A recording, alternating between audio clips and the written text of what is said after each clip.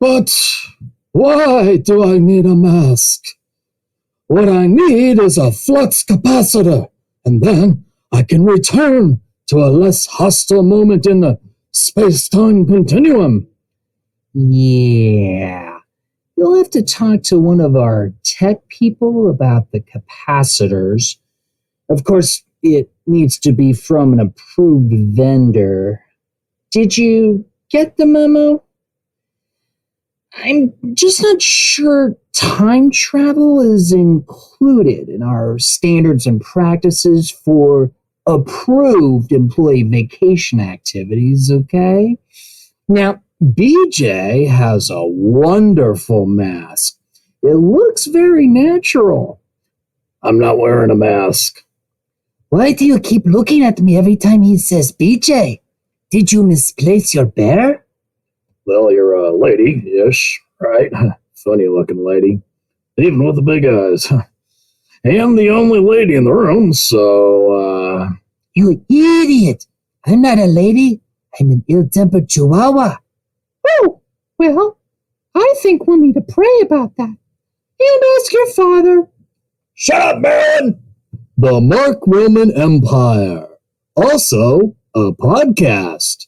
This week's episode, Laurie Burke. It's showtime! Episode 42, dated the 12th of August, 2020. Even though I am recording this on the 13th, and you may not hear it until the 14th. Because my sound guru, Ollie, is back in England at the moment. I'm not blaming Ollie.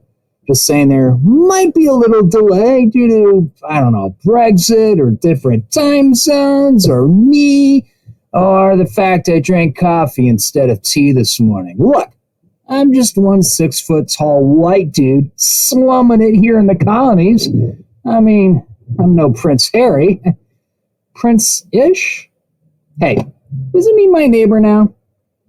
Joe Rogan is leaving for Texas at the end of the month, apparently.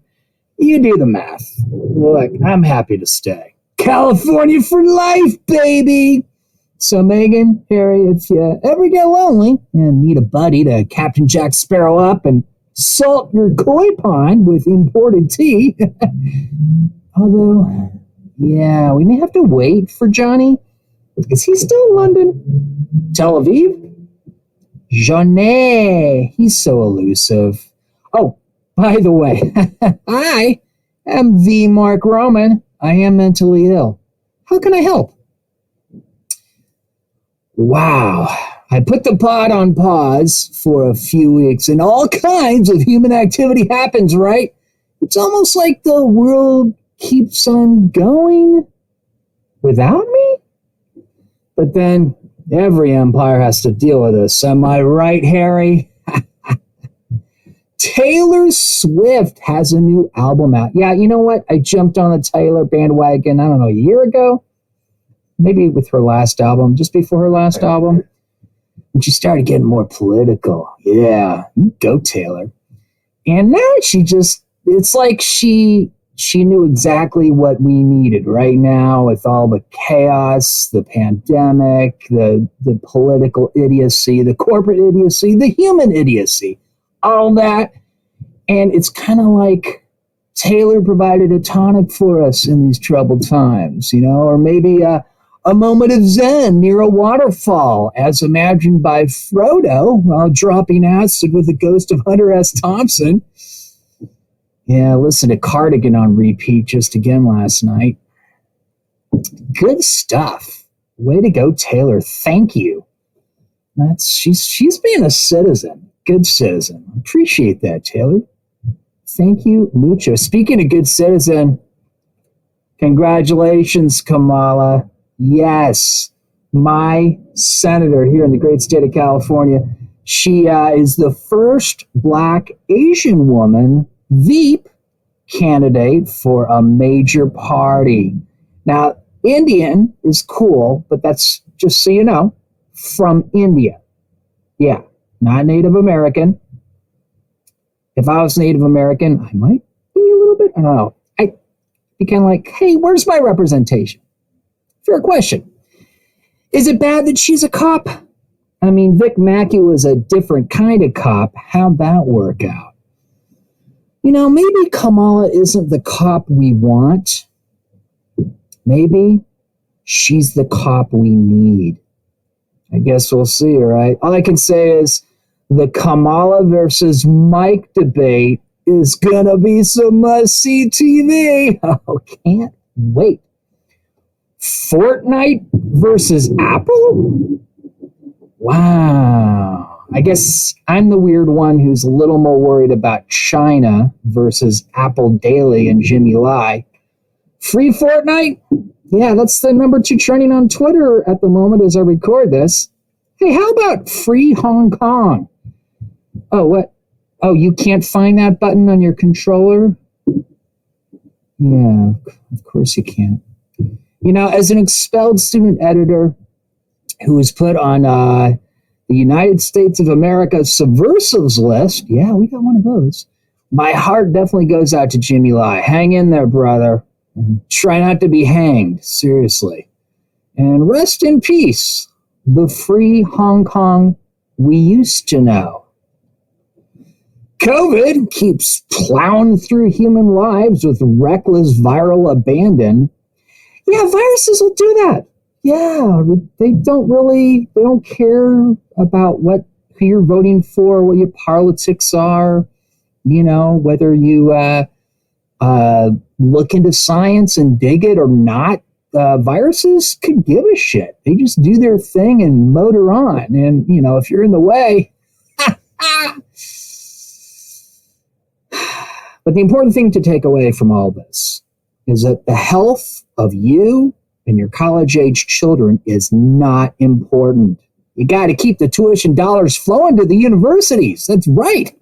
I mean, our graduates need tens of thousands, if not 6 figures, of debt. Otherwise, what is their incentive to work and contribute to the economy? Okay? I mean, everyone's just going to sit at home unless, you beat them with some, throw some, worries and guillotine of troubles above their necks. That's the only way people are going to work. I mean, you know that, right? Oh, boy. Hey, stage, screen, and voice actor Laurie Burke is on the pod today. Oh, yeah. The original voice of Google Voice herself. Now, we met on set on some production. I don't remember which. I think we talked about it in the interview. In San Francisco. Yeah. On the day. In the city. By the bay. Now, we are both down here in L.A. Los Angeles in SoCal. Which we both grew up to hate. Because that's like a north-south thing here in California. I still don't get it. But we did the interview. Laurie and I did social distancing, as we do, over the internets. So we both could have been, really anywhere, frankly. More about Laurie in a minute. So I took another hiatus for a couple of weeks. Maybe was it 3? I don't know. And I did this interview with Laurie about, I don't know, maybe it's been month and a half now. So I got nothing left in the can, got to do some more interviews, but I've been restructuring here. As you guys know, all my acting and busking income evaporated completely with the onset of the pandemic. So I've been scrambling to kind of readjust the empire, as it were. So we got some other sectors of the empire to build out, and I need some time to kind of focus on that. They're all looking very promising. So it's all good stuff, but that means I can't do the podcast every week through the rest of August, possibly bleeding into September. Jesus on a cracker. Who's on first? Okay. So it's going to be less art, more capitalism and commerce. I know that evil stuff, but hey, I got to build my empire. All right. And maybe I can learn how to use a microphone. Yeah, about that. I kind of need to erase the habit of compensating for the crappy audio software by getting a little too close to the mic which you probably hear in the last few cold opens, last few episodes. So my apologies, 1,000 pardons, Lo Siento and whatnot. My bad. I'm working on it. I've been trying to do a lot of things this entire year, even before the onset of the pandemic. So I'm working on it, guys. Thank you for your patience, and ladies who tend to be more patient sometimes. Can I do that? How sexist of you. This is a great time going into the next few weeks where you have no new podcast from me to catch up on past episodes. Yeah, on SoundCloud, which is kind of where we camp out. Most people seem to listen to it, or if you listen like on Apple, that comes from the SoundCloud feed. Some of the other platforms sucks up from the SoundCloud feed. One of these days we'll be on Spotify. I know that's, maybe we'll get prepared for that when we come back in September. But on the SoundCloud, since the beginning of this podcast, we've got in the number one slot, most listened to, Jason Thompson. That was episode 14. Just saw Jason the other day, too. And he's climbed up there. He was not in the top spot. Now he is. And he just took the top spot from Ashley Mary Nunez, which was our very first episode of the podcast. She used to be number one slot. Now she's the number 2 most listened to. And, well, you know what? Fair is fair, because she stole the top spot when she had it from Elliot Branch, episode number 21, who's now up in the 3rd most listened to spot. Followed, nipping on the heels, Kurt Tossie. He's been super popular on YouTube, which figures, because he's a big YouTube star. But he's climbing in the ranks on the SoundCloud. As far as you, dear listeners out there, you have him at spot number 4, and he might get higher soon. Who knows? And then in the 5th spot, most listened to, tied, and they had been for a while, my comedian buddies Sammy Obeid, episode 5, and Corey Showtime Robinson, episode number 2. So, you don't have to listen to those top 5. You can listen to other episodes, but just giving you some ideas, stuff to do, okay? Hey, mental health is not an awareness thing for 1 month out of the year.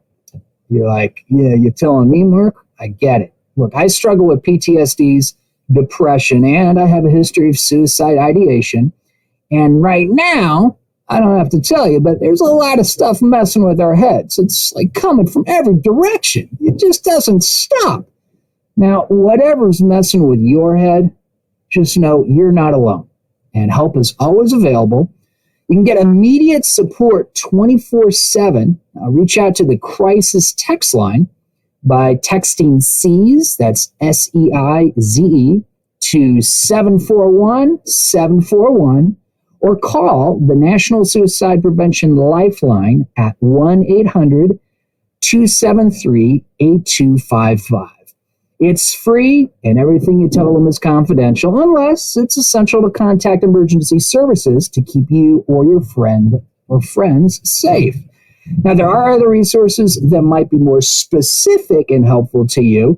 I'm sharing what's worked for me in my experience as a 6-foot-tall white dude, okay? And on my phone, I don't have to press 1. I just jump in 800-273-8255. Maybe you're listening from a landline, It happens. Whether it's COVID-19, money stress, sexual harassment, racism, fascism, totalitarianism, other isms, or something else, it's okay to ask for help. We're under a lot of stress here, folks. Someone wants to listen. Call 1-800-273-8255. Or don't dial the 1. Just do the 800-273-8255, whichever works for you. Thanks to all our listeners across the globe. I see you, Farmington, Minnesota. Is that my Aunt Ellen? Thanks, Aunt Ellen. San Jose, California. I see you. Silicon Valley. Oak Grove, Kentucky. Is that near where Taylor lives? Is she here? Is she in London? I don't know. Dublin, Ireland. I see. Mount Dora, Florida. Talk about a flash from the past. I actually know where Mount Dora is. I've been to Mount Dora. That's the middle of Florida. It's like due west of where Disney World is. That town. I can't remember the name of it. Anyway, I sold textbooks door to door in Mount Dora and some surrounding communities there once. Yeah, I thought that was the best way to spend my college year this summer, my first one. Well, why not? What could go wrong? And you wonder why I messed up and feel the need to build an empire. Anyway, back to our global listeners. Thank you for all of you who are listening from Wellington in the UK. Not to be outdone, and I hope I'm pronouncing this correctly. If not, merci beaucoup, Vitrolles, France. If I look at it like an American who don't need to wear a damn mask, I'd probably say Vitrolles.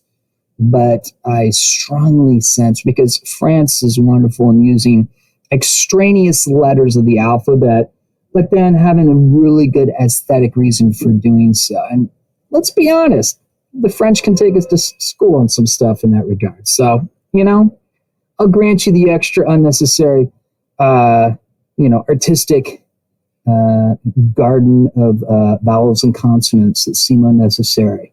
And especially from Vitrolles. I really hope I'm pronouncing that correctly, because you are in the south of France. Yeah, I looked it up on Google Maps. I did that. They're literally on the coast of the Mediterranean. So I hope that you are looking at the Mediterranean, looking at Bonvillain yachts. Imagine yourself being on one, or about to go on one yourself as you listen to this podcast. I like to think that that's what you were doing. So thanks for listening from a really fun part of France. And also thanks for listening from Downers Grove, Illinois, too. You can listen to the podcast on many platforms. Don't forget to rate and review us on the one you're using. For all your listening choices, though, go to markromanempire.com and click listen. Got questions? I got answers. And they may not be good answers, but that never stopped Dr. Phil, did it? No questions this week. What is it, guys? You can ask me. Email your questions to me at romanpodmail@gmail.com. And maybe I'll answer them in the podcast in September. romanpodmail@gmail.com. I said September there, right? Jesus, I'm like turning into Joe Biden here, losing my mind. Good thing Kamala showed up. Seriously. If you like more podcasts, support it. Speaking of support, instead of pleasing advertisers, I'm like Sammy. I gotta be me. So if you dig what I do, there's a few ways to support me, okay? I got a tip jar. Yeah, your Venmo, Cash App, or even PayPal makes a big difference. MarkRomanEmpire.com. Click tip jar. On SoundCloud, there's a link to my Venmo there as well. Is it the Venmo? I think it's actually to the Cameo now. No, not Cameo. The Patreon. I got so many things. Just look for the blue support Mark Roman Empire button on SoundCloud. I'm pretty sure it's going to the Patreon. So, sort it out. Speaking of Cameo, yeah, that's where you can find my Lieutenant. That's like the only place you can find my Lieutenant Frank these days. 7 years ago, my Lieutenant Frank took a page from Reno 911. Oh, by the way, happy 50th birthday, Thomas Lennon. Sir Tom, that's right, he just turned 50. It happens. Tell me how it went, Tom, because I'm nipping on your heels there. Anyway, my Lieutenant Frank 7 years ago took a page from Reno 911, added a Barbie walkie and rainbow tactical leg warmers, and started walking tall in his own way. Now you can put words in Lieutenant Frank's mouth. Lieutenant Frank has done 43 personalized short videos on the celebrity shout-out platform Cameo. Have Lieutenant Frank roast your friends. Surprise that person, the one for whom you can never find just the right gift, because he's like always, sending you TikToks from that Bonvillain yacht in the Mediterranean just off the coast of southern France, right? Maybe deliver a unique happy birthday message. Labor Day is coming. Celebrate it social distancing style. Your way. Or whatever. Have some fun. It's a fun and safe way to make someone smile. Smiles and laughter. Who can use more of that now? Was that like a happy laughter? Or was that like evil villain laughter? I couldn't tell. You tell me if it was like the bad one, right? Anyway, it's only $10 for a cameo from Lieutenant Frank, so hurry and get a few cameos from Lieutenant Frank before the price increases. Cameo.com/Vegas 90210. Is that like the Tory spell? Yeah, it's like the Tory spelling vehicle. Thanks for asking. Hero tier. I coined the word, and it's my cause. Are you a hero tier? We've been helping house Venka and Will since December 2019. We've been helping creatives since St. Patrick's Eve 2020. Venka and Will do now have a home, but we want to help them keep it. They do need help as they are using food banks. They need cash for gas, medicines, hospital bills, and desperately needed car repairs. And the rent. Now that they have rent, they need to make that payment too. It's one thing to get moved in. It's another thing to be able to, I don't have to tell you, especially during the pandemic now. So Hero Tier will continue to help them keep their new home and recover from all of their traumas. Venka will tell us when she's back on her feet. When she is, there are certainly quite a few new people here in LA who need a home. Hero Tiers end homelessness one human at a time. And only Hero Tiers can win cool prizes in the weekly Cards for Hero Tiers game on our YouTube channel, Mark Roman Empire on YouTube. We did play Cards for Hero Tiers 19. Yeah, last one as a teenager. This past Monday, Hero Tier Alice Kaye won a Lieutenant Frank shout-out video. You can hear my interview with Alice on episode 13 back in, I think that was 2018. The next Cards for Hero Tiers prize is a surprise prize, and we'll tease the next episode of the podcast. Watch Cards for Hero Tiers number 20 on a Monday sometime in September. Mark Roman Empire on YouTube.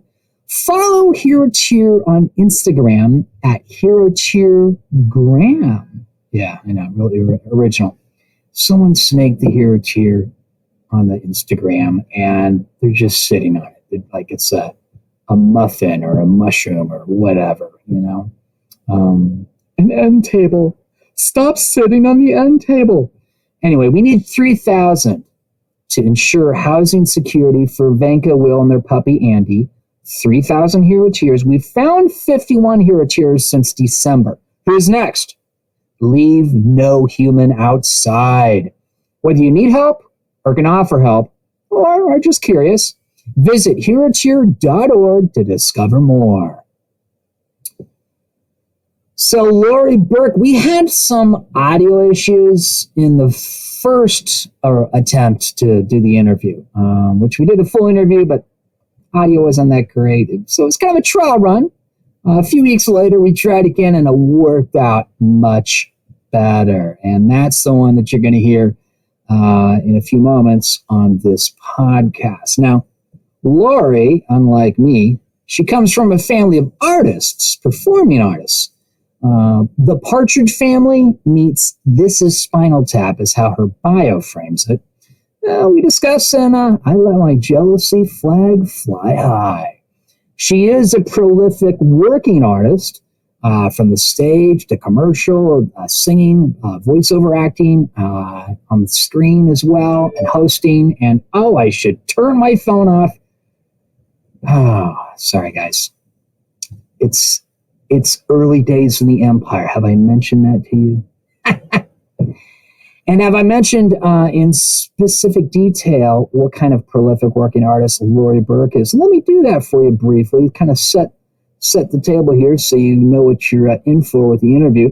On stage, Laurie played Amy in Stephen Sondheim's musical Company. She played Gal in the touring production of Just for Laughs, and she played Claudia Rowe in Lucy Preble's Enron.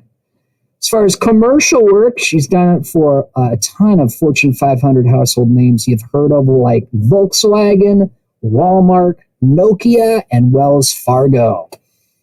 As far as singing, she's fronted many different bands of different genres, and she also regularly performs her singing in musicals, films, jingles, and voiceover projects. Speaking of which, she is the original voice of Google Voice. That's right. She's also lent her voice to the Emmys and also commercials for such firms as Cisco, LinkedIn, Kaiser Permanente, 24 Hour Fitness, and TV.com, to name a handful. On the screen, she's known for her role as Jessica in the production Redwoods. Linda King, she played in Mr. Invincible. And she plays Sheriff Laura Stevens in the Rosario Dawson-based web series The North Pole. And this is the reason that I finally watched the full first season of Chance with Hugh Laurie on Hulu. Just got into the first or second episode of the second season. I got to be honest, so far it's like I'm getting pulled into other stuff. That first season of Chance is amazing. And Laurie, early in the season, one of the first few episodes, she plays lawyer Alice Kaye, literally grilling Hugh Laurie on the witness stand. It's an impressive spectacle of acting in only the best possible way, to use the word spectacle. I enjoyed it. And Laurie's also the on-air TV and web host for Common Sense Media for, nearly a decade, really.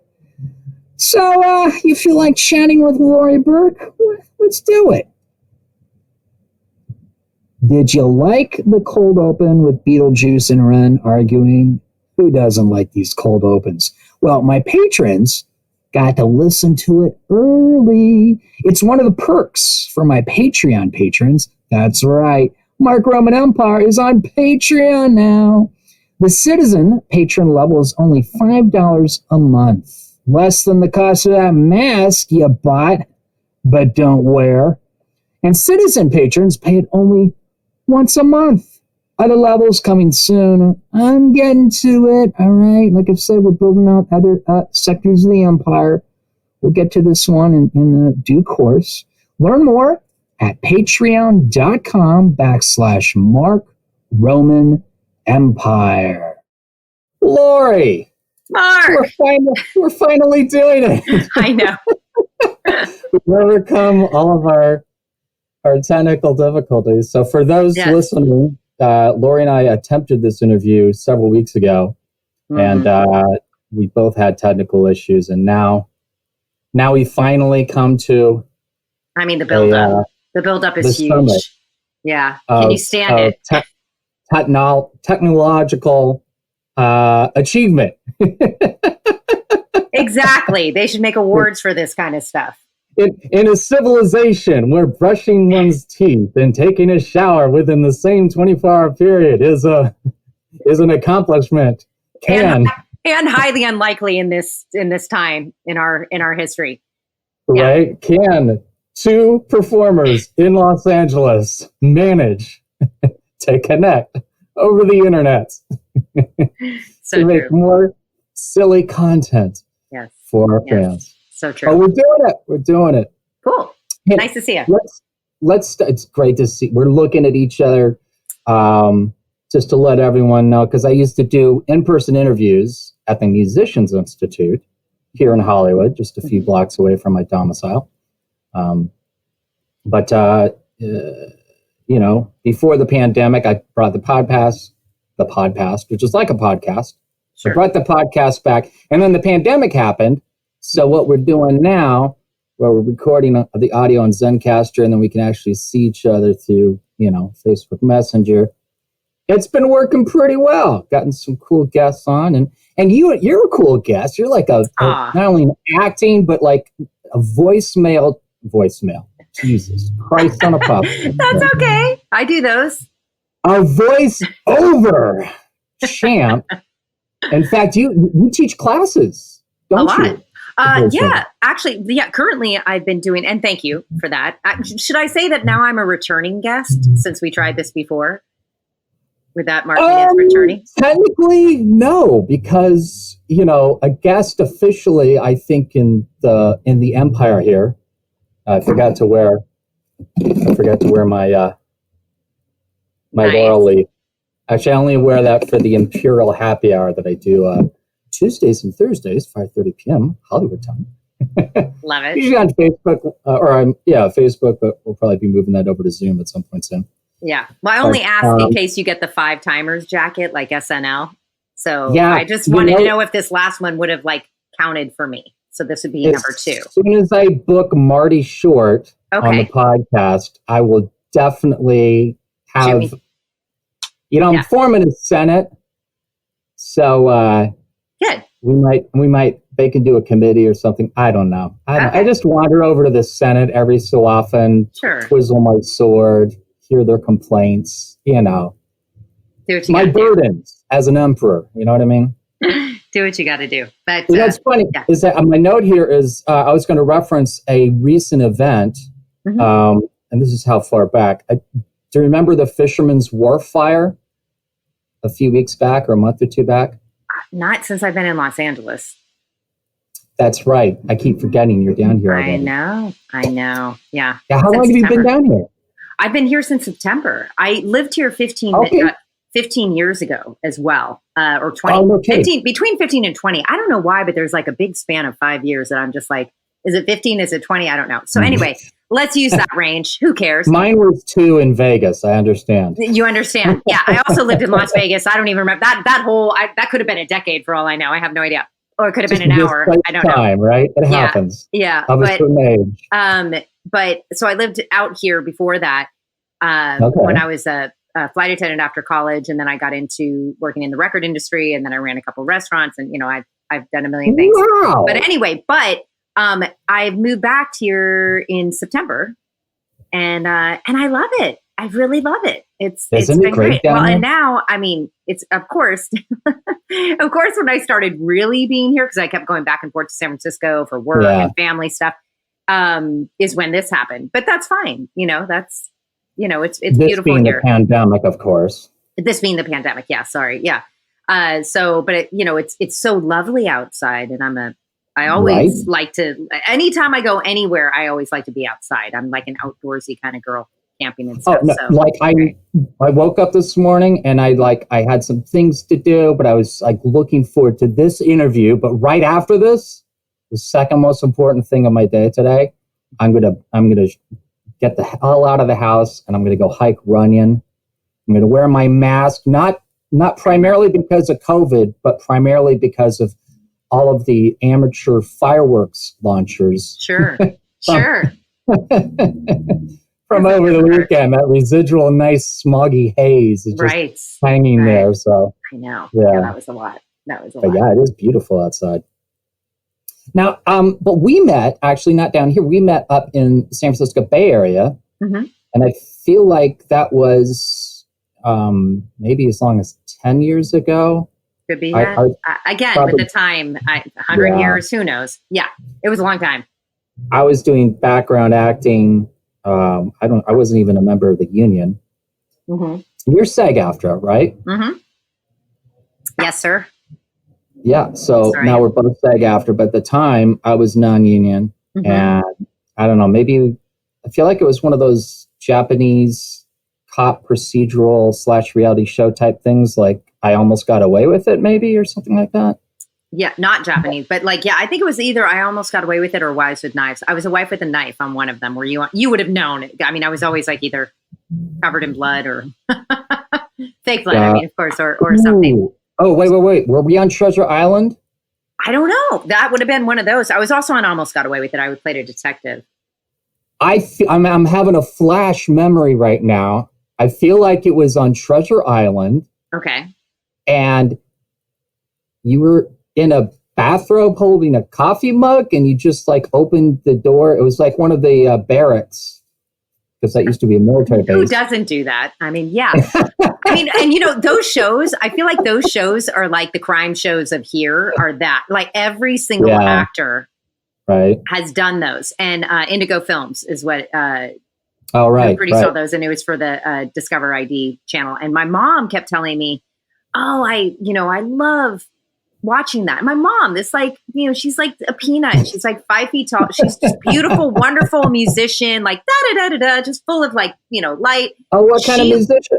Oh, she's a professional pianist. That's how I grew up. She was always playing piano, and that's what we put on our table. But she was also in a folk group on RCA Records years ago that was called the Villagers, and she's just a genius. But anyway, always very happy. And she said she listens to that day and night. She would have those shows on. All of these horrible, recounting of stories. And I was like, how? How? And then I said, and then, it came up like an audition for it. I thought, oh my God, I got to do this just so my mom will watch me. My mom will see me in something. So that was really exciting for her. Yeah. Apparently humanity has an appetite for that, because here we are on a podcast, and what consistently seems to be the most popular podcast and has kind of driven like the podcast boom has been these like true crime, podcast serials. Yeah. And some of which have actually like literally like led to solving unsolved cases. Sure. Like, I think was it the Golden State Killer? Wasn't he found through... I've got to confess something right here and right now, because I'm an actress. But I do think this is really important to note that any creative people, we have such thin skin. It like gets in. And I am like, I've always been like that since a little kid. I mean, I'll see something and for days, like I won't sleep, or, I'll have nightmares. Oh, yeah. It really sticks. So I don't watch any of those. And even ones I've been in, I mean, why would I watch ones I've been in? But I support them. I support everybody that's in them. I just can't. It's the same thing with not watching news and not, getting your information in other ways, because I just know what's right for me, and that destroys me. But being in it and acting in them are amazingly fun. Right. Right. So you get to play all sorts of people. I think people lose sight of that. The difference between, because when you're, a consumer of television and film, you see this finished product on screen, and it's like 20 minutes, 30 minutes, an hour, a couple hours, whatever. And it draws you into this world or this universe. Mm-hmm. And if it does its job well, like you're there, you're in this imaginary place enjoying it.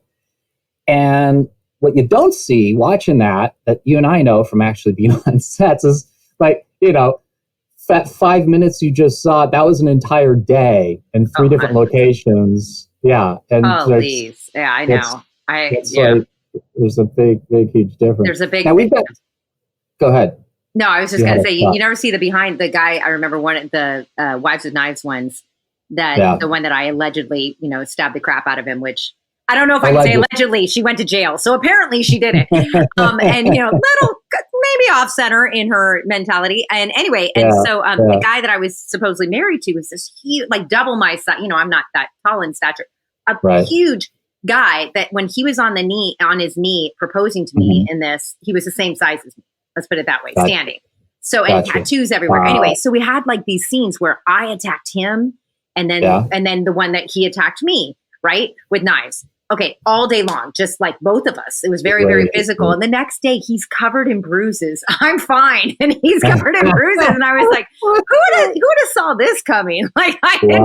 And I'm sorry, but who would have thought that would happen? Anyway, but go on. So you never see that when it makes sense. Now we're both unions, so if you were to do this now, like you'd have stunt performers that would, or if you did it, you'd be compensated and protected as a stunt performer.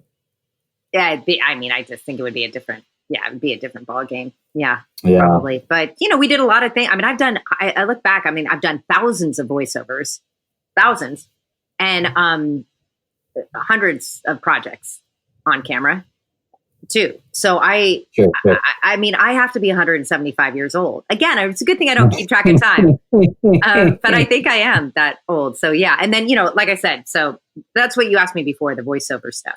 And that's another thing that's just like, I don't know when I did what I did. Luckily, the voice lives on. Right. Oh, I want to dive a little deeper into your voiceover stuff here in a little bit. But I know we got some mutual friends. Sean Scott McCracken, he was on episode 18 of the podcast, or maybe it was 8. I think it was 8. And Adrian Bustamante, who was on episode 7. I think I got those numbers right. I love Adrian. Yeah. Raul, Adrian. Yeah, I call them both. Yeah. I love him. He's great. He is just great. He's like when I was moving here this time, I called him up and I said, because I remember right before he moved, we were on a commercial together, some union commercial together.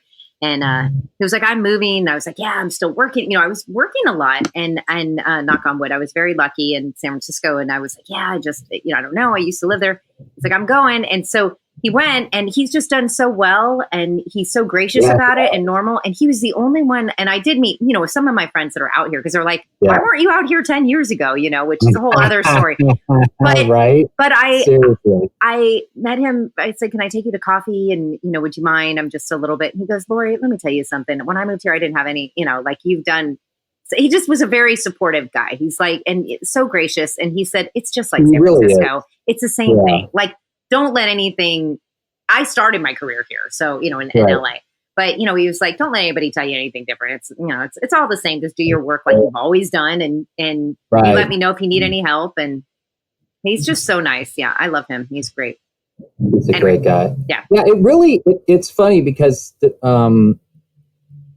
there's so much visibility, but there's also so much hype around Los Angeles and Hollywood. But when you're in the industry, it's really, it's pretty simple and straightforward. It's like, there's talent, but there's also a hell of a lot of luck and just opportunity that you come across, which, gets into having good relationships and wide relationships.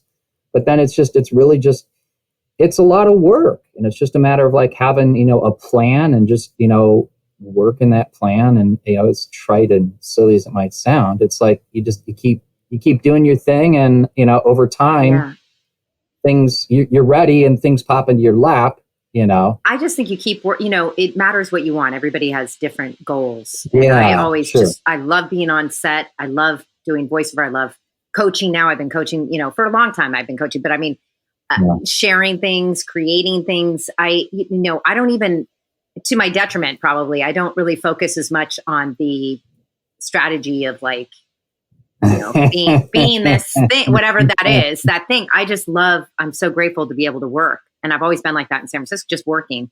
And so, and if everything else comes and you develop relationships by working with people that you like and doing things like that, so that everything's hopefully, very organic and like, authentic. You don't have to sit there and strategize. I know a lot of people that do that, and I don't know. I don't know. I'm a native San Franciscan. I'm like this hippie, I'm just like a native, like whatever. You grew up in San Francisco. Yeah, exactly. I grew up in a small town in Northern California. So like, what's that like growing up in San Francisco? Because I have like this romantic, idealized vision of that, Yeah.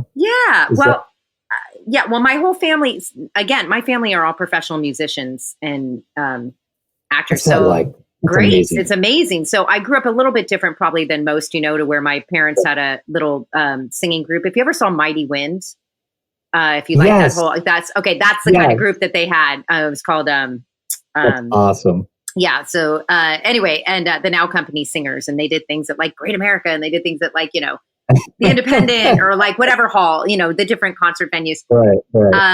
Great America is an amusement park for those who don't know. Yeah, it was. Yeah, exactly. So that's why I said that. But also they did things like the Great American Music Hall and things, like for events. Okay. And so anyway, but San Francisco, the thing about it is it's so, what I loved is that it's so incredibly diverse. And my family, again, being musicians, we had a very, very like so many different characters, so many different people.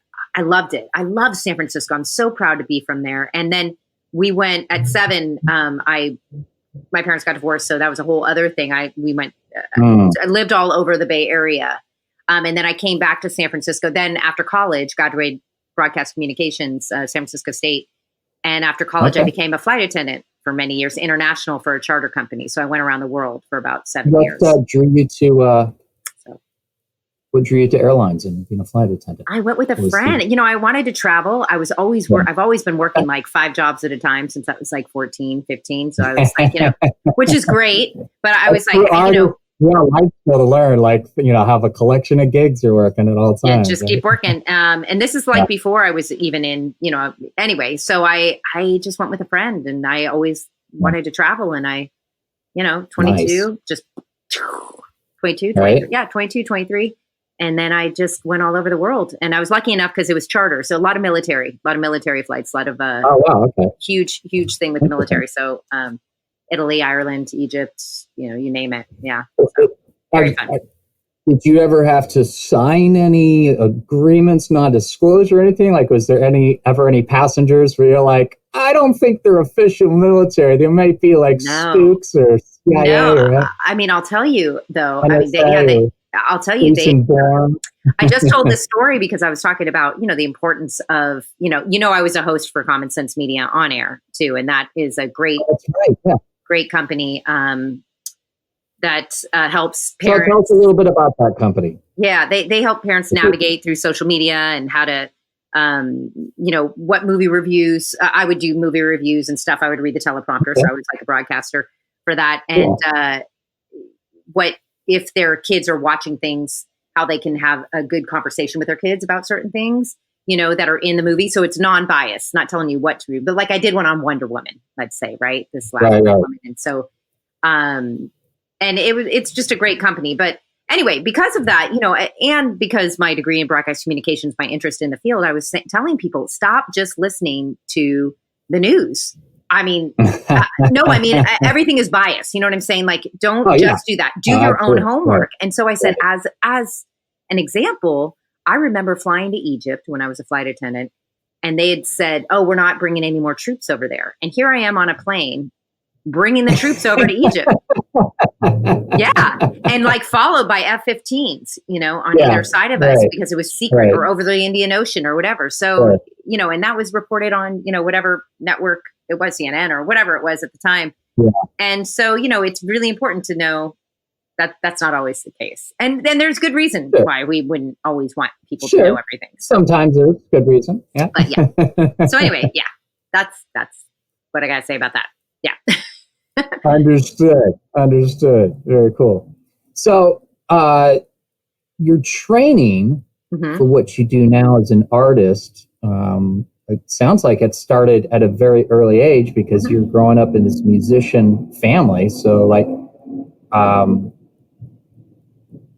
I guess that was your environment and you just took to it, huh? Yeah, no, I mean, that was my joke when you said, do you have any awards? I'm like, yes, I won Best Actress and Trojan of the Year for Burlingame Intermediate School. I feel like I peaked when I was 13. Still trying to get to that status. But I did. What happened at 13? It happened at I was in Burlingame Intermediate School. I won those awards. That was it. But anyway, but I was around it a lot. When you won that Academy Award, you got... Listen to me. Since I moved here, I had to go through all my stuff. I kept that one trophy. I'm not lying. It's on my desk in my office. It's in my office. Yeah. Okay. And I'm like, that may be staying. You can look at it. Yeah, I know. Sorry. But yeah, it's awesome. You could say anything because I'm going to recreate an audio podcast. Exactly.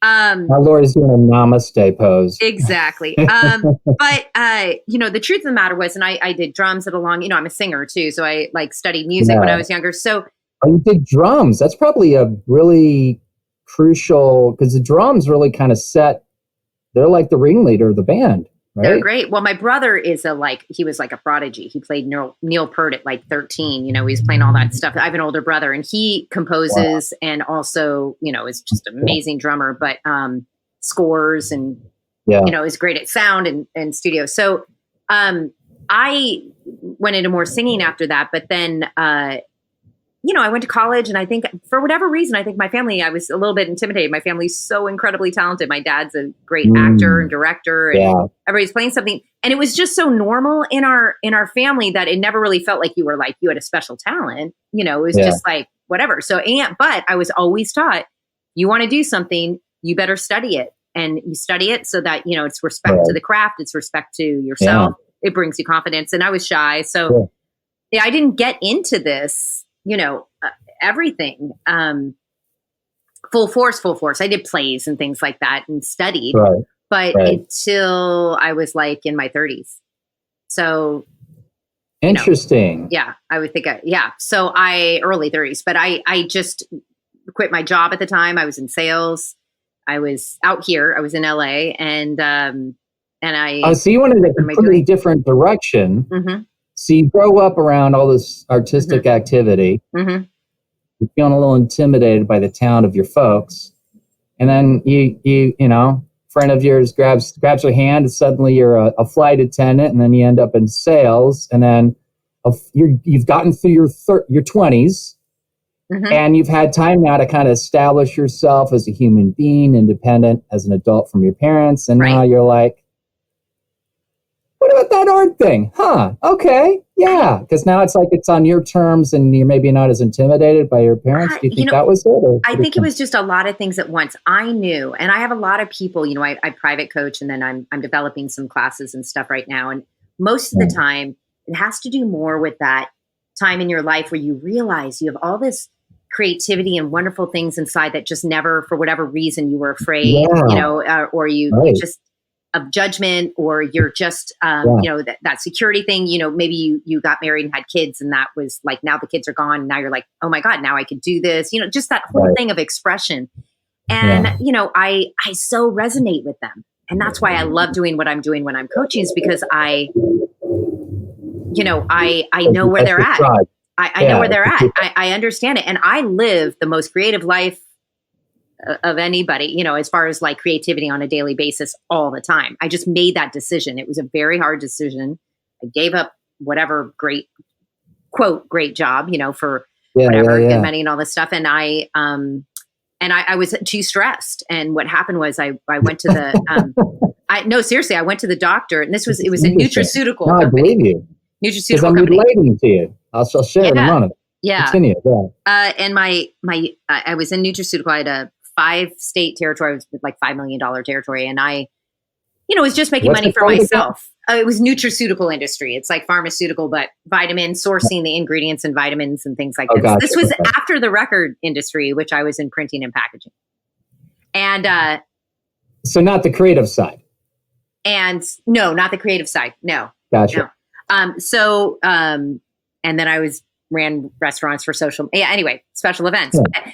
In between all this, but at the end of this, I did that, and I was like, what am I doing? Like, I am so stressed out.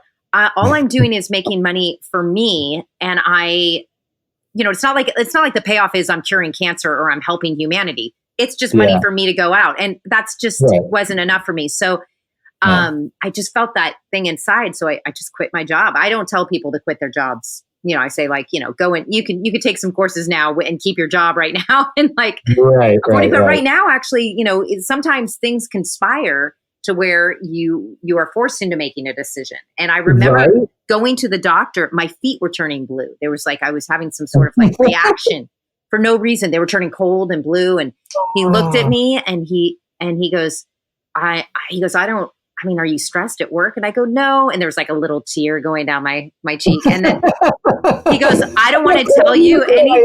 I know. I was like, no, I'm fine. You know, and he was like, I don't want to tell you what to do, but no job is worth it. And I was like, I really took it to heart. I was way too healthy and way too on the ball to really do it. And at the time, my boss, who turned out to be, you know, not the greatest guy, but he was really, there was stuff going on there, and the way he was speaking to me was really wrong. It was kind of in a different age. And so I was like, I'm just going to quit. And I quit. I went to Europe, and then I studied. I went to, after that, I was like, all right, well, this is what I want to do. I want to get back into this. Made my voiceover CD when you made CDs. And I studied first. I studied first with somebody that's turns out like me now, you know, and made the CD. And I was like, okay, I'm going to do this and get back into acting. And I started just really, really studying. And I was lucky enough to be accepted into this program, the Royal Academy of Dramatic Arts, which was in conjunction with London acting school. And then Berlin and Paris. It was this whole like program. And I just studied I was like, wouldn't it be great to just study acting every day for like an entire summer for like 3 months? You know? Right. Did that. And then I realized I must really love this, because who else would want to do that every single day for like 12 hours a day? And I loved it. And after that, I was like, you know what? I I just came back and I had more confidence. And then I studied again at, American Conservatory Theater in San Francisco, which I always high props to. Right? ACT is great. And just continued to just develop, hopefully, when you say my craft, but and voiceover as well. And it kind of went hand in hand. And I just became I got Google Voice. I became the voice of Google pretty early on in my voiceover career. And then that's right. That's huge. Yeah, you are the Google Voice, the original. Well, I'm the original one. Yeah. Because that was a long time ago. That was before we had any of this other stuff. Before Siri and any of that. Yeah. So that was even before the iPhone. Or early days of iPhone? It was pretty long ago. I don't know. I have to look at that. Yeah, because I didn't have an iPhone, and it's Google. Yeah. It's ironic. Right. I have so much Apple equipment, and every time I have a thing, I'm like, I know I should be on, but not really. I'm not on it anymore, so it's fine. I'm only on a few prompts, I think. So yeah. So and then that's a cool credit. I know, but literally you're the only person on the planet who could say that. Listen, not only that, I know I would say, hello, welcome to Google Voice, but no message. Let me tell you how full circle that can be, right? So what happened was I got with I sent in my CD, and it was a startup, again, why I love my town, startup called Grand Central. Then they got bought by Google for $90 million with my voice on it. Wow. No, I had no stake in this, and I have not made any money off of that. But $90 million, and they said, but we want her voice on it, blah blah blah. So they bought it. I'm sure there's legalities there somewhere, but whatever. But they bought it. I continued doing it for Google Voice, and became Google Voice, and then this I worked on a movie a year ago called Jexy, which is with Adam Devine. And what I did is it was about a phone gone crazy, right? In a funny humor. So it's by the guys that made the Hangover movies, Bad Moms, all that. Yeah. So and they were awesome. And so they wanted somebody to be on set with Adam for a couple months, to be the co-star, to improv with the phone and be the voice of the phone, but be funny, like improv, and be an actress. Wow. So I got to, knowing though that Rose Byrne would be the ultimate one because she's a bigger star. Yeah. So because they were filming it in San Francisco, who am I to them in San Francisco? So I was hired to do it, which was great. And they flew me out and I did, all that stuff. And I got to work on set.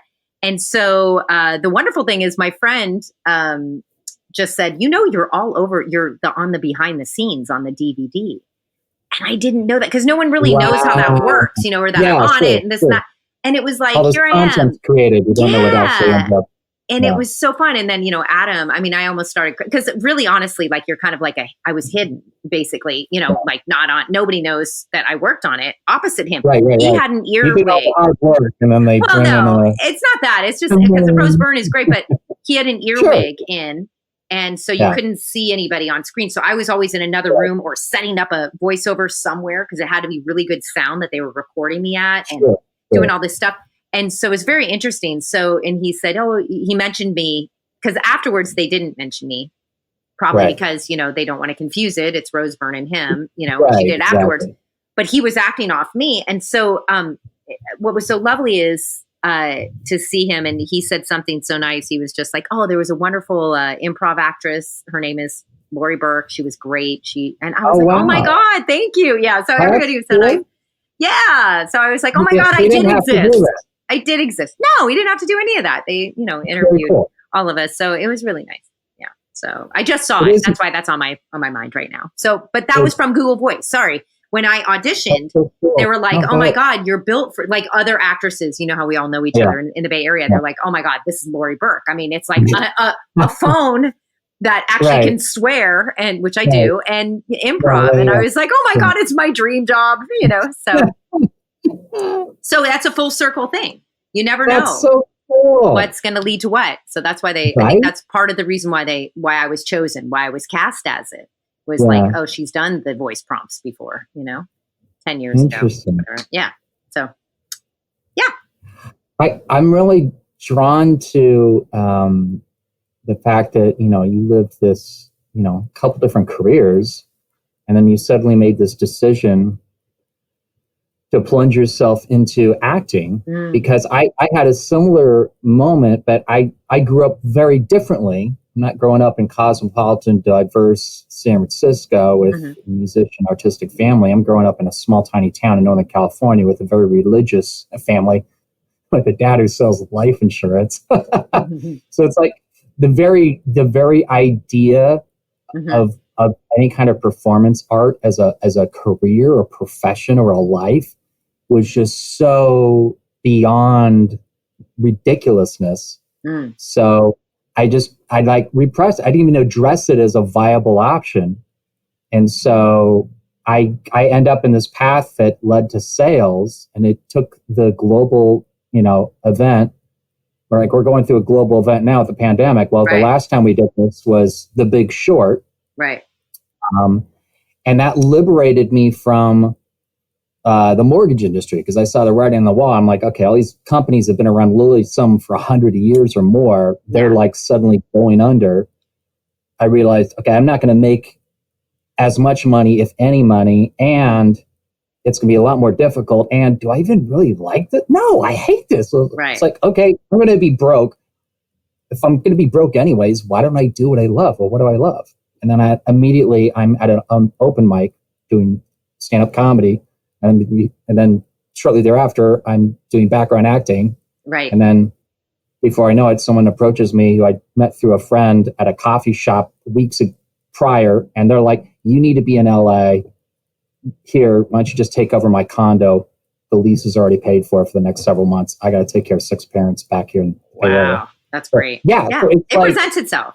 It's amazing. Yeah. And I have zero regrets, and I'm so happy whether, I'm performing live or, it's television, or, now with the pandemic, I'm trying to figure out, I got friends that do comedy that have been doing some successful Zoom comedy shows. So I'm trying to figure out, because I've been always wanted to get back into comedy. I'm figuring, okay, well, how do I do that with the people I already know, and doing it, live streaming, which platform, social media or things like Zoom. So I'm in the process of figuring that out, plus doing the podcast here. So I don't know. It's interesting that we came from these different backgrounds and yet had the same, Yeah, it's different. Again, moment of decision. I think that's the important thing, is that, but the same fears and the same concerns that anybody would. I saw my family, we had no money growing up.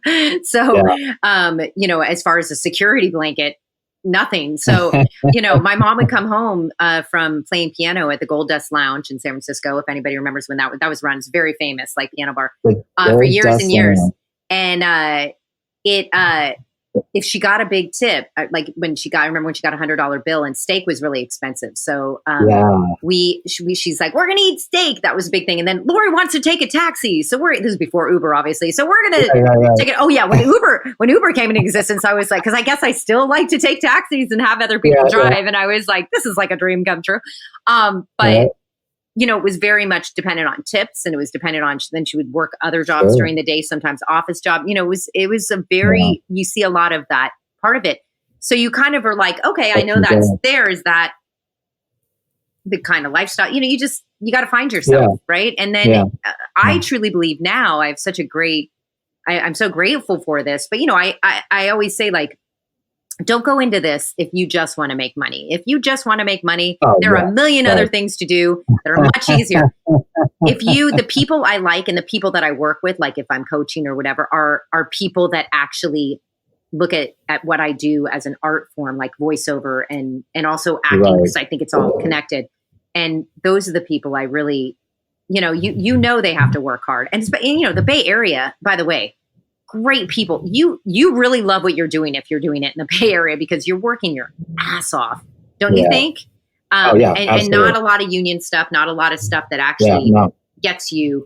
You don't have like, things don't live forever, as far as like there's no residuals and stuff like that, because there's just so low union things there, right? And so you really. That's why I came to LA. I jumped all over, because like it's the land of opportunity, and it still is, even with the pandemic. There's but I loved not only because it's my town, and I just love everybody there, and the community we had where we all know each other. Then I worked in casting. I worked for Nancy Hayes for a long time, and so I've worked in all different things. Casting concern up in the Bay Area, Nancy Hayes. Well, it's the thing.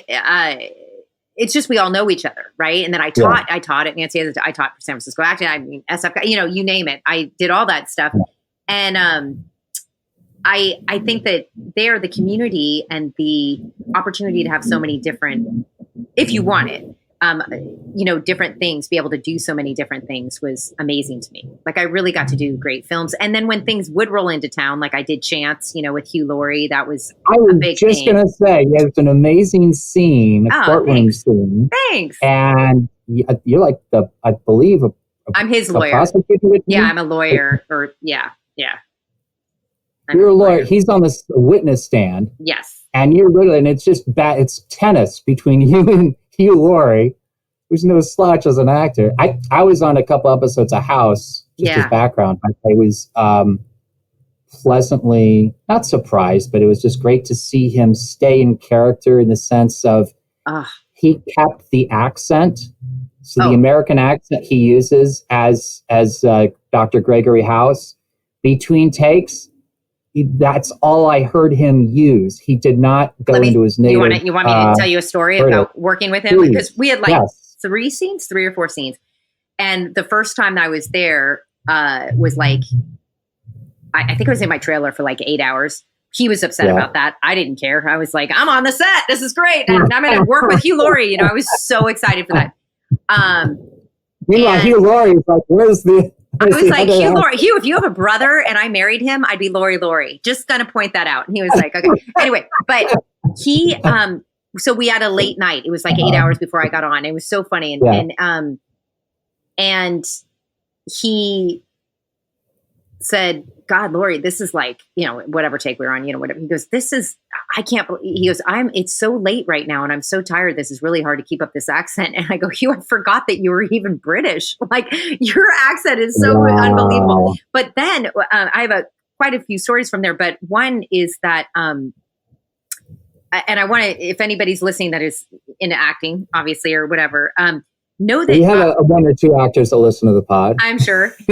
So I auditioned for, I think one of the first episodes where I would play a high school principal or something like that. Okay. So I went in, but it was like for somebody over 50, and they're like, well, you're too young, but we're gonna set you in. I think you'll be okay. So I went in. And you do have a sort of Catherine Janeway meets Chrissy Hind and Annie Lennox mojo, so it's a very. I do. Yeah. Oh, thank you.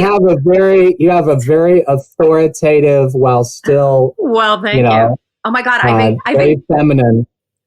Yeah, no, I've been called Chrissy Hind so many times because of singing. Because when I was in with the one with Daveed Diggs. I co-starred with him, the guy from Hamilton. I know. How funny is that? You just throw that around. Anyway, but the one thing they're like, God, you're like a young Chrissy Hind. I'm like, am I? That's awesome. I love all those people. Thank you. Right. Thank you, Mark. That's amazing. Thank you. That's very sweet of you.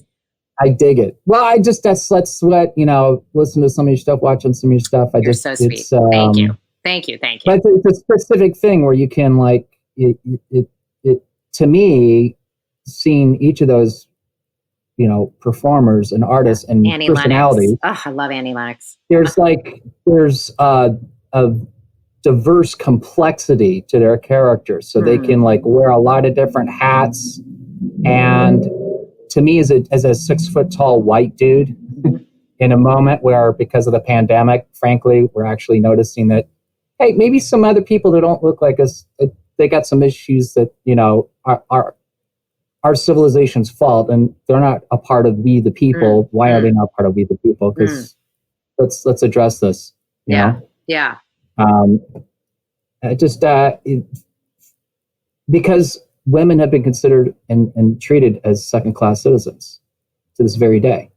Yeah. Oh, so it's been less than 100. It's been less than 100 years since we had the right to vote. I don't know if people realize that. Less than 100 years. I'm just saying, we're still fighting the fight. We're still fighting the fight. So to me, it catches me where it's like, well, would I say that about a guy? That, well, look at this guy. He's got all these different hats he can wear, all these different, personalities he can be, and it's like, it it's like when you're not a white man, there's like this higher level of performance you have to deliver to even be in the same room. And is that equality? You know, so it's an interesting thing that makes me think, because I see a lot of talent in you. Well, thank you. And reflected in what you perform, but it's like, it makes me sit back and think for a second and recognize I got a little bit of privilege because of just the way my thinking, my reaction, even though it's like I'm enjoying what you do, but it's like, if you were a man, I wonder if maybe you'd have even more opportunities and even more awards and more accolades, because you've got a pretty impressive set of skills. I don't know. And the same thing for, you know, Chrissy Hine, Annie Lennox. Yeah. Like, I love as them. iconic as they are, it makes you think. For me, as a 6 foot tall white dude, it makes me think. Well, that's very nice. I don't know. I can't speak to that, but I'm certainly grateful for the things that I have gotten. But I will say this. So the episode this is what I wanted to tell them. The episode that I auditioned for, I went in for Chance, the first one. That's on Hulu, right? It's on Hulu, yeah, and it's still going because I just got a residual check. So anyway, nice. But, yeah, I know. But I came back for the callback and all this stuff, and I auditioned. So I did. I got a callback and everything. I even hugged like Sarah, who was the casting director on it. And afterwards, she's like, "Oh my God, I hope you get it." I'm like, "Me too. I'd be so excited." And I didn't get it. And so they brought me in for another audition, a month later, whatever, for this lawyer, a bigger part, and my age group, right? And I got on set, and the writer and the director said, "Listen, you came in, you nailed it. You did such a great job for that principal part, but you just weren't old enough." And he goes, "So you know what I've said? That's a good actress. We're going to call her in for this other one." I was like, and then that was before I even had my first night there, and I almost started crying. You're not going to make me cry right now before I have to go and do this thing.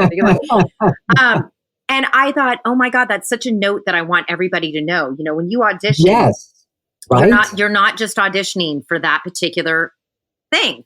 If you're good, or hopefully, or they think that you're good. I mean, I was lucky, you know. And so, you know, not only that, but at the end of all of this, that scene, I mean, this is one of the highlights of my life was Hugh Laurie at the end of, when we wrapped me anyway. I said, "Oh my God, thank you. We never even have these opportunities out here to even audition for this. And I want to thank," he goes, "You were brilliant. You never messed up." Wow.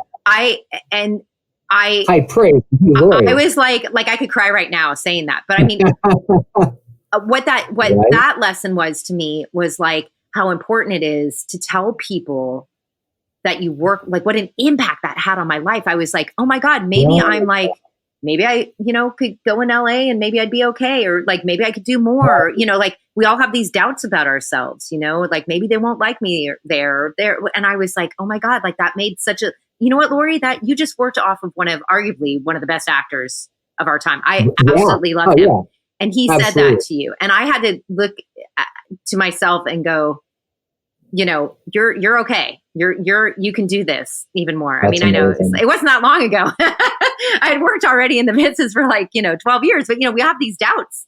We all have these doubts. Yeah, absolutely. Absolutely. Well, and I think I maybe share the perspective you come from, because, being an artist, being a performer, we do it not because we're trying to earn an income, or not because it's something that, it's a hobby, or we like it, or it amuses us. Right. It's like this driving need. It's like, I got it. Because I found that I was acting and doing comedy in inappropriate situations. Right. Sales. And sometimes that works for sales, but, not all the time. Right. So I realized it's like bubbling up like lava out of the molten earth. And it's like, that's what I'm supposed to do. So where can I go do that and people appreciate it? Right. So it's I don't know.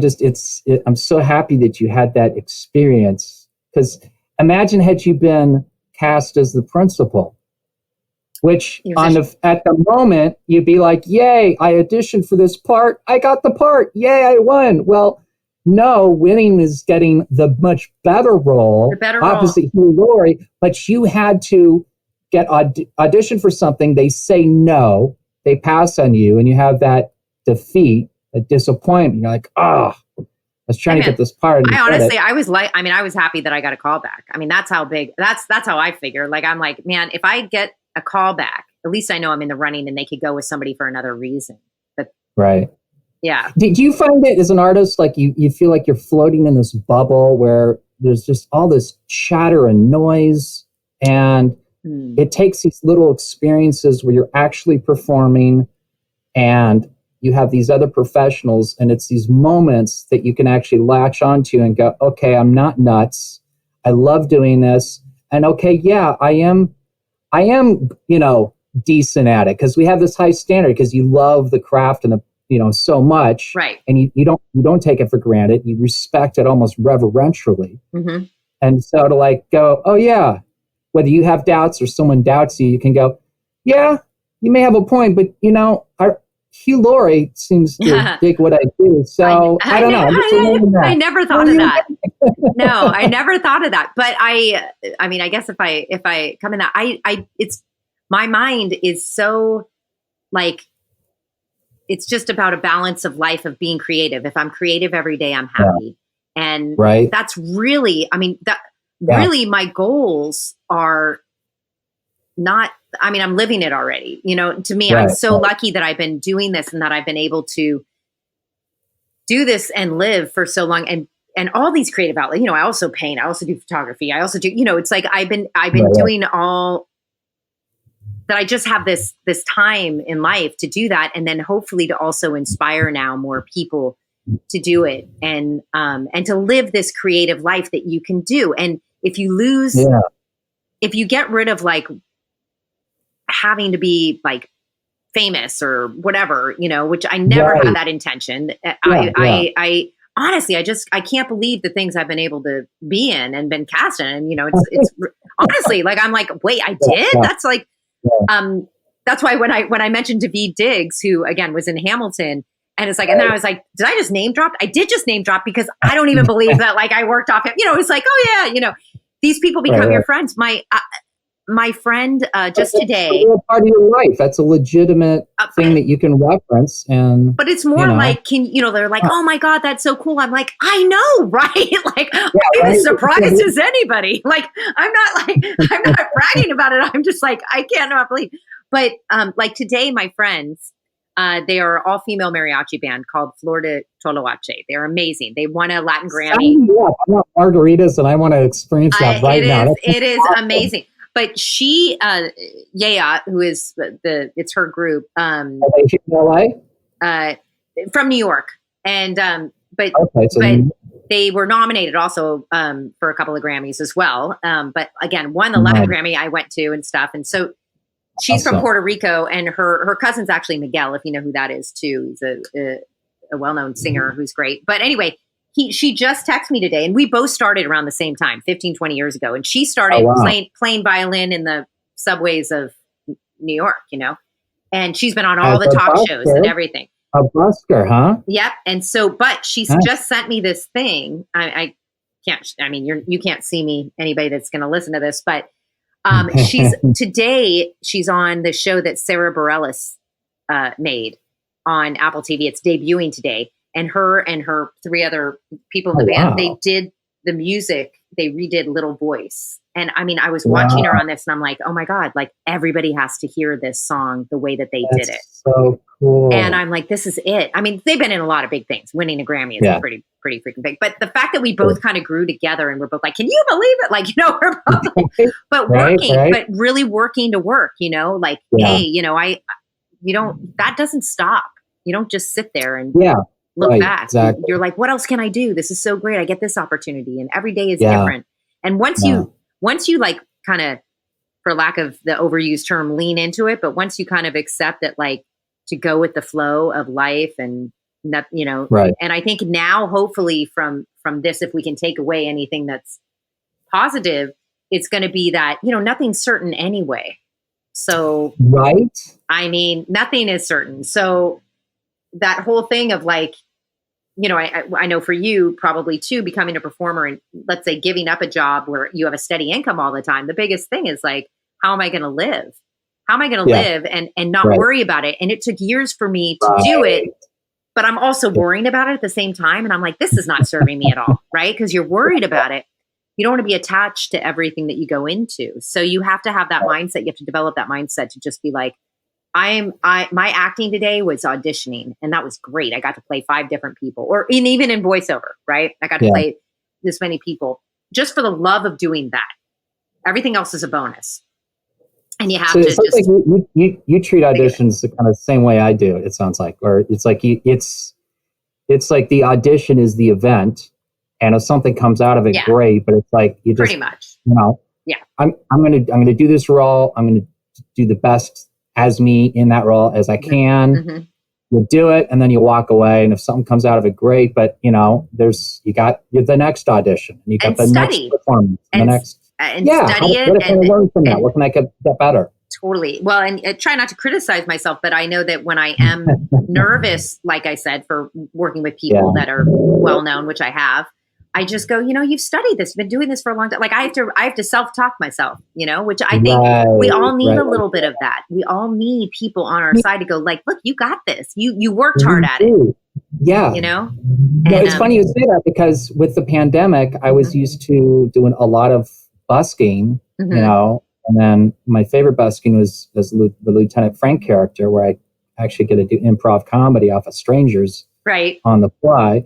Well, it's like I've lost that now, because there's no tailgates before concerts or sporting events to do that. And like even now, like I Central Casting just had their first casting notice the other day, which I didn't qualify for in about 5 different levels, but like, I'm not even comfortable thinking about going onto a set right now. I feel like it's too soon. I don't know, So I'm transitioning into, the live streaming, because that's something I can do. And there's a model. I've seen friends who've done that, but it's like, it's a different stage. Yeah. And it's like, the more you do it, I've noticed that with the podcast too. The more you do it, you develop, it's like, swimming, riding a bike, chewing gum. It becomes second nature. And then instead of just focusing on the thing that you're doing, it's the little details that make it better. You start noticing the small things that, you tweak them, and then suddenly you're delivering more on target of what you want. But nothing's lost either. I mean, when I was a flight attendant, especially when we were in the military, we had to be there 2.5 hours early. Some call times were at 3. Excuse me, we call them show times. There's a long time for me to say call times after that. But we call that showtime, and yet it's call time on set. But anyway, but look at what great training that was for me for these early mornings. It's always early morning, like on films and things. I mean, it's always early morning. Like we want you here at 5:30 a.m. 4:30. Yeah. So, what great training for that. I mean, nothing's ever lost. I really think that, I'm a more spiritual person. It's like on a over thing, and that's how I view everything. And I like I said, now it's been more voice stuff. As I've always been a voiceover artist, for a lot of things, I've been lucky enough. And I just look at even the voice as like a whole kind of journey, and where your voice is and how you're representing yourself with your voice, and from all your past experiences. I look at it on a lot more of a spiritual kind of way, the voice as your whole life. Huh. So, yeah. And it can change you, it can change. Your voice can absolutely change your life. How you present yourself. Huh. My father is a strapping young, not young anymore. He's 89, but a beautiful, beautiful man. He was an actor, just gorgeous, very, very talented. And he was from South Carolina and had this voice like this. And he was 6'3", and he went to the National Academy of Broadcasting in New York, and he changed it. And now his voice it's like low and, registers, and what a different life he would have lived had he had not studied and worked on his voice in the presentation of that. What a different life. Absolutely. Yeah. So I could go on and on about that. I'm very, very into that. I might have to look into enjoying your services as a coach for voiceover, because I've really wanted to get into voiceover. Right. And like, every episode of the podcast, it's like my little playtime. you know, I do a little like couple minute cold open, and I get to jump into these different character voices, and they just do this little quick play, and I fucking love it. I dig it. I literally had to create a spreadsheet because I would forget different voices that I could do. Like, and I don't even know how I do it. And it's like some I feel like I'm right on. Others it's like I feel like I have to work on it. Yeah. Some I don't feel like I sound, but other people do. And you learn how to like listen to other people, because at the end of the day, it's their perception, not my perception. But it's I fucking love doing that. Yeah. So. Well, it's good for you for writing it down. And I think, like I said, I've been doing it for so long. But I am now on Backstage Magazine. Well, I've been doing it for a while now. Since the pandemic hit, every other Thursday I go on their YouTube live, and they ask me to talk about voiceover. So I give out advice, and then I always tell them to go to my website and sign up, because I'm developing classes. Because what happened was I've always taught. I taught there in San Francisco as well, but now, you know, I'm coaching more just one-on-one, and there's so little time. So I just have a few people that I take. And so I was like, I really want to share this, and I'm going to write a note here.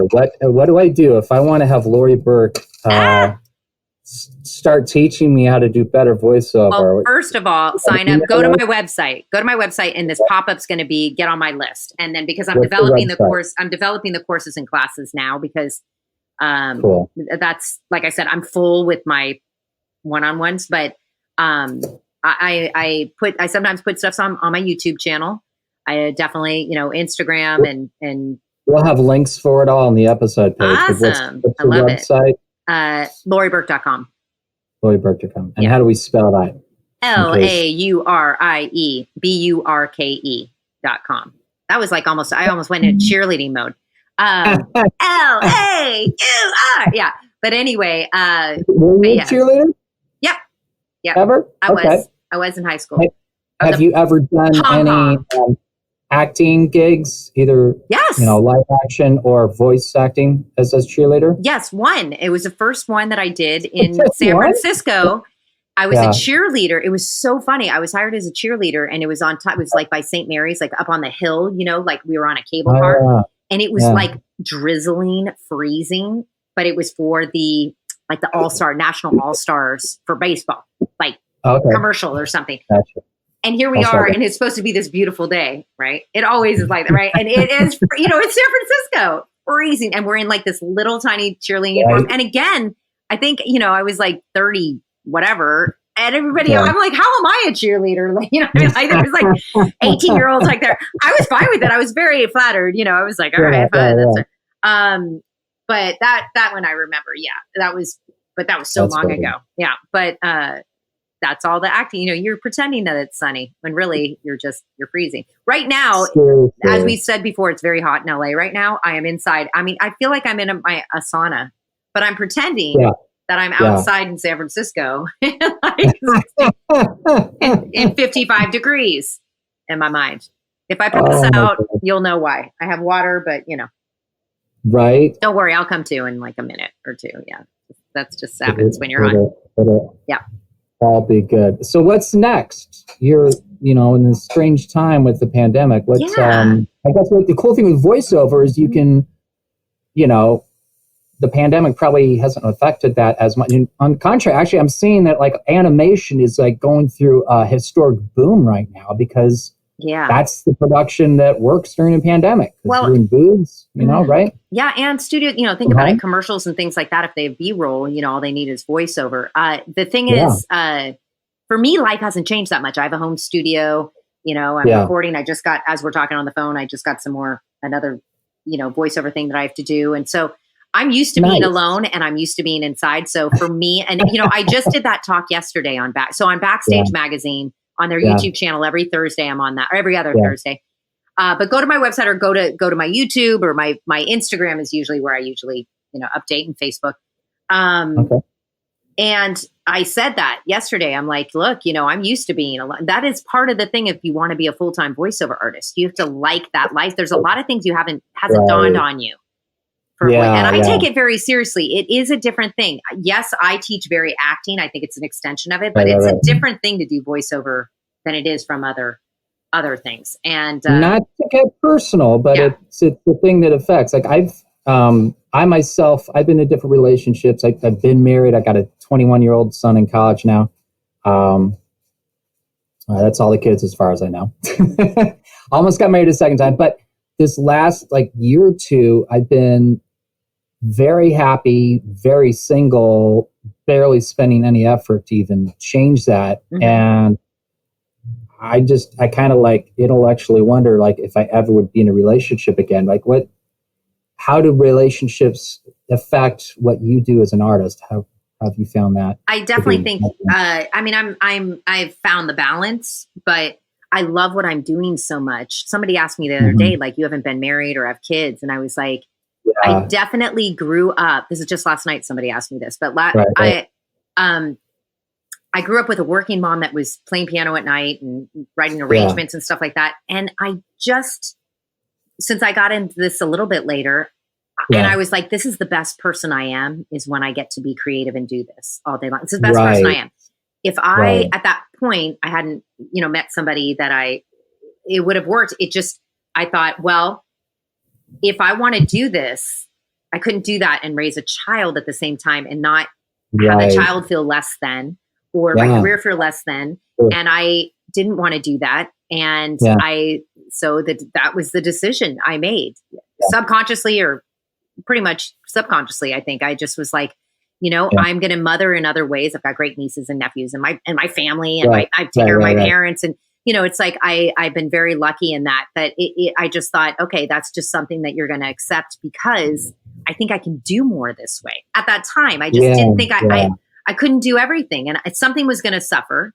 And I didn't want to do that on a child for sure, or my relationship at the time or whatever. Sure. So I think that you make that balance. So that choice has kind of made it a little bit easier for me to have time to also have a normal person, have a life, a dating life. I could go out on dates and stuff like that. I don't know if you ask any of my ex-boyfriends, but no, I think so. But it's also being this is it is who I am.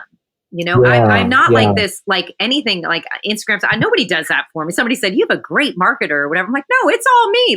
Everything on there is I kind of just say however I feel. It's not like there's anything I'm not that smart to where I could come up with I'm going to say this, so that will happen, and this will promote that. No, I'm just like, hey, here I am. I'm doing this. I'm not that smart. I wish I was, but it's just you're just sharing Laurie with the world and social media, and what happens. I may say the wrong thing too. I don't know. it is what it is, so, but I've always done that, and I've always had a home studio. I've had a home studio. People now are buying up things 15, 20. I mean, I was doing it when I was doing Google. I had a home studio. That was a long time ago. How does that impact relationships that you have? Having a home studio and having the lifestyle that you do with your work. I mean, I don't think there's anything wrong with that at all. I'm just the free creative type. So it's I'm off on a Monday, or I'm off on Saturday, Sunday, or maybe it's a Tuesday or whatever. No, it's it's all about that balance, and I am in control of my time. So particularly since now, I'm really structuring things very, very carefully to have that time in the morning to myself, and to have, like I said, but still have a social life, and it's working for me. So, and I could do this anywhere. So I've been doing voiceover all over the world. Yeah. I just bring my stuff with me. So now I'm kind of just trying to inspire other people, hey, don't listen to just, they always say pick one thing. It's if I would have picked one thing, when I first started out, really you can either do voiceover or acting or singing or whatever. And I was like, nope, not buying that. I understand about the focus, but looking back now on all the stuff I've been lucky enough to do, if I would have listened to that, I would have never had all those experiences. So, I hope to give to other people, to inspire other people, go where your heart is. You're inspiring me. Well, thank you. Go for it, No, Mark. you really are. You're validating decisions that I've made along the way that at the time there's a lot of conflict and they were difficult. But in retrospect, I'm really grateful that I listened to my inner self, for lack of a better term. a way of expressing it. And yeah, so I thank you. You're welcome. I'm glad. I'm glad. That makes me happy. Yeah. So people could go to laurieburke.com. We'll have links for everything. That's where exactly. That's my website. And find me on Instagram. I'm trying to do a little bit more on Instagram. Yeah. And just because it's also really not just, I have other friends that are just they're very calculated and all that. I'm not, as far as getting viewers or fans or anything like that. It's more like I think I just want to connect with people and more people, especially about being creative and using their voice, and doing things like that. I love that connection, especially now because we're all in. So it's like, right. And I do videos and I'll put that up and all that stuff. So we'll see. There's a lot of people that are like, I personally have a history of depression and suicide ideation. And, that all falls under the rubric of mental illness, which it seems like we're now maybe starting to actually slightly normalize a little bit more. Yes. Because of the pandemic, like everyone is struggling with that. And it's heightening pre-existing conflicts and turmoil and struggles. So, I was talking to a friend of mine this week who's like, having difficulty in a relationship, and the relationship's probably, in its last days, and struggle with a lot of depression. But, I pointed out how he grew up and the way he grew up, and that impacts how he feels, and the need to not acknowledge the depression that he's feeling. He's supposed to just ignore all that. Right. Yeah, and suppress it and not address it. And I hope that more people, because on every podcast now, I share the National Suicide Hotline phone number. And because it's like, I just lost a friend to suicide a couple months ago. No, thank you. I mean, I only say that because it's a real thing. It's serious. It's a real thing. And, I'm a very, again, when I talked about Common Sense Media and I got to, be a movie review host and all that stuff. And I'm very, very, when I'm not working, I'm watching masterclass, I'm watching documentaries on music, mostly because music's like the biggest thing in my life, but on acting, all that stuff. And there was it's called Modern Love, and it was from the New York Times articles. I don't know if you've heard of that. It's like their little vignettes. Yeah, I have. They adapted it into a short series on Amazon. Correct. I want to say. Or Netflix. I don't know which. Yeah, maybe it's Amazon. But I'm pretty sure it's Amazon because I've never seen it. Well, Anne Hathaway plays one with she's bipolar in it. And I have friends that, over the years, of course, that have mental illness. And my dad was a counselor. I should say that too. My dad has been, really? He was a counselor after he was an actor. He's a recovered alcoholic for like 58 years. He's also gay.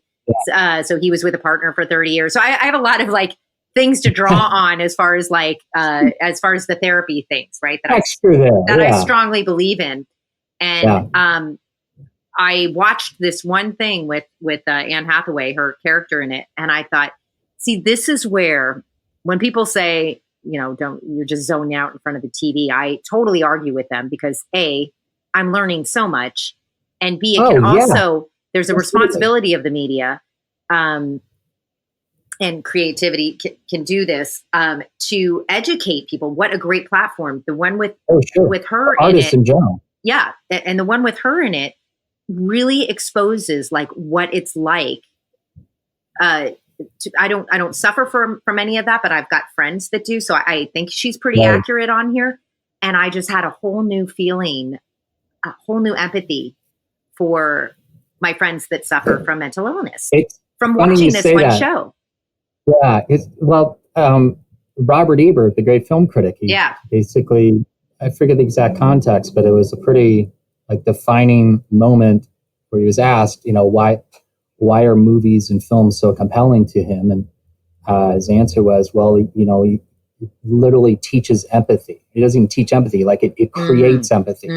You spend 2 hours, you get absorbed in this world, and you're actually almost able to walk into this other person's footsteps and feel what it's like to be this other person. And that, how else can you experience empathy but through that, short of having friends and family in your real life that go through these experiences that you haven't, and they share it, you witness it, you see it. I agree. This is also I remember going, and again, I'm very big, strong believer in therapy. I would not be an actress without the therapist that I had. I had some things right? no, I mean that literally. Yeah. She said, why aren't you an actress? She said, she goes, you're acting, but you're not telling anybody. You're doing these other jobs and you're just kind of belittling it.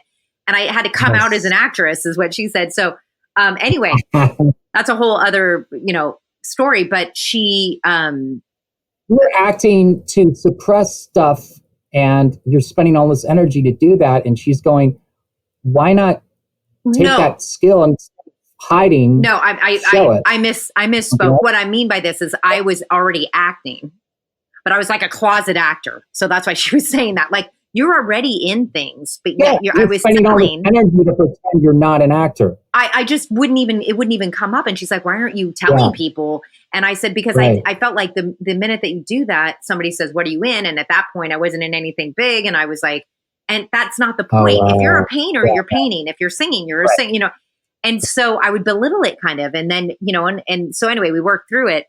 But as I also said, you're pretending you're not really an actor. You're spending this emotional energy to say. I don't know what I think I just wasn't even. No, I wasn't even acting at that. No, I wasn't covering it up. It was just I wasn't. It's subconscious. I just wasn't. I didn't go full forward with it, and that's who I am. I am an actor. Gotcha. So, anyways, I said, but also, well, no. What I felt was it's such a selfish thing, and I felt this. You feel this about singing. Like I love to do it so much that I feel like it's a selfish thing, and it's just self-serving. And she took me aside, and she said, "Well, there was only two of us in the room, but she said." I want you to know something. She said, I want you to know something. When you're acting and you're crying on set or whatever emotion you're giving someone that's watching you the permission to also cry or to feel that emotion. And that is a gift. And that is what actors do. So do not feel badly. She always, I just always felt, I was just so, and if I said it, it felt like I was bragging or it felt like, and she's like, no, you're actually helping people. And so I really took that and I was like, I have to look at it that way, because it was really hard for me singing too. I didn't really want the applause. I was kind of, and I was a singer. I mean, I legit got paid to sing for many, many years, and stages and performing and stuff. And it's like, instead I was treated like we're all in this together. Let's have some fun. You know what I mean? It's not about me. Right. And that's the only way I could actually do it. And the acting thing, that was like, okay, now I could look at it like I'm actually serving mankind. That sounds a little grandiose, but I'm actually doing good in the world by doing this. And I feel the same way with your voice. Look at Shakespeare, look at Hamilton. I know. Yeah. It's the power of. Yes. So I do believe that it's an art form and it's something that, you, us actors struggle with that. You don't want to be, and you're always so grateful, so you want to be humble, but you're also, you love doing it so much that's why, we would do it for free. Not that we do that for free, but we would. Chicken sandwich, but not anymore. Yeah. So, so we're just lucky. Yeah. To do it. I feel lucky that I got to spend a little time with you. A second run here. I feel really good about this time. I feel like we covered some good bases. Cool. It was like a dress rehearsal. The first interview attempt we had. Sure. I think we did. I think we covered some good stuff here today. Good. Me too. It was a pleasure speaking with you and everything. I'm glad it all worked out. This is amazing modern technology. We haven't passed out yet in our respective rooms. That's great. Right? Yes. I'm about to go hike running. I'm good excited about that. I'm about to go into the studio and sweat some more. Nice. I know. Well, Laurie, you're amazing. Thank you so much. And you hold me accountable. I need to follow up with you. Seriously, I need to get my voice acting game on track, especially now. Follow all my stuff. Watch me on Backstage now. Like I said, Backstage is great. They have a great, what they're doing is just giving out a bunch of information for people that are in quarantine. So there's like acting things, social media stuff, and then mine is voiceover, but also I'll be having some stuff on my website that'll be a little bit more user-friendly for more people as opposed to just the one-on-one. So stay tuned and hopefully, bringing people together and creative and happy life, all that stuff. That's happening. You're doing it. Thank you, Laurie. You're actually helping people. That's what acting and performance art does if you're Laurie Burke. I feel the same way. Maybe if I build my empire up enough, I can help more people with my art too. Way too groovy conversation with Laurie, am I right? Feels like a good one to enjoy before a few weeks of summertime podcast hiatus, eh? For everything Laurie, visit laurieburke.com. Kind of spells how it sounds. LaurieBurke.com. We'll have links to that as well as our social media on the episode page at markromanempire.com. And any links to stuff mentioned on the show, you can also find at markromanempire.com. Twitter, still at the Mark Roman. I just started following is it Jimmy Lai? Jimmy Lai with the Apple in China. It's not Hong Kong anymore. It's China. Don't blame me. I say free Hong Kong now. On Instagram, I am at Mark Roman Empire for the podcast and Vegas 90210 for Lieutenant Frank. I miss that stuff. I miss that guy. I miss busking. I miss acting. I miss all of it. Oh boy. Plowing along. To avoid missing out on cool stuff, join my mailing list. We're going to get some cool stuff going into the fall time here. The fall time? Is that a word, a phrase? I guess so. The Mark Roman Empire Census. Sometimes we have special deals and perks for our listeners on the pod. This week's Sermo Maximus is Taylor Kamala. Check your email for this episode's census, but only if you want to win a cool prize to be drawn in next week. It's not going to be next week. It's going to be next month's Cards for Hero Tiers. Didn't get the census email? Go to markromanempire.com. Click census. Oh boy. I'm going to miss you guys. I'm going to miss this, but I got to buckle down. Got some stuff to do.